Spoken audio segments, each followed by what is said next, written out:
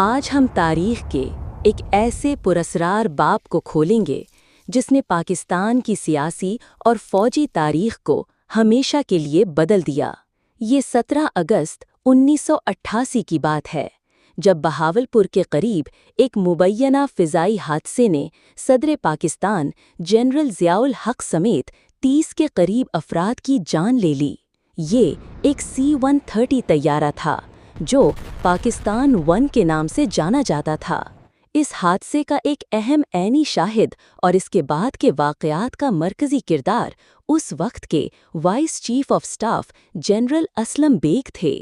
وہ اپنی سوانح حیات اقتدار کی مجبوریاں میں اس دن کی تفصیلات بیان کرتے ہیں۔